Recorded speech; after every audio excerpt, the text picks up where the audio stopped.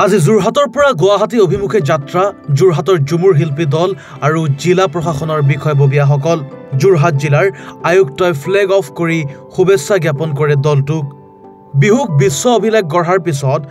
200 বছৰীয়া চাহ বাগানৰ ইতিহাস সুৱৰি পোন প্ৰথমবাৰৰ বাবে গুৱাহাটী সৰুসজাইত প্ৰদৰ্শিত হ'ব ঝুমুৰ বিনন্দিয়া অনুষ্ঠানৰ য'ত অংশগ্ৰহণ কৰিব অসমৰ মুখ্যমন্ত্ৰী ডক্টৰ হিমন্ত বিশ্ব শৰ্মাৰ লগতে ভাৰতৰ প্ৰধানমন্ত্ৰী নৰেন্দ্ৰ মোদীয়ে 24 ফেব্ৰুৱাৰীত গুৱাহাটীৰ সৰুসজাই ষ্টেডিয়ামত অনুষ্ঠিত হ'বলগীয়া ঝুমুৰ বিনন্দিয়া অনুষ্ঠানত যোৰহাটৰ পৰা অংশগ্ৰহণ কৰিব 830 গৰাকী ঝুমুৰ নৃত্য শিল্পীয়ে আমাৰ আজি যোৰহাট ডিষ্ট্ৰিক্টৰ পৰা 24 তাৰিখে যেহেতু মেগা ঝুমুৰ বিনন্দিনী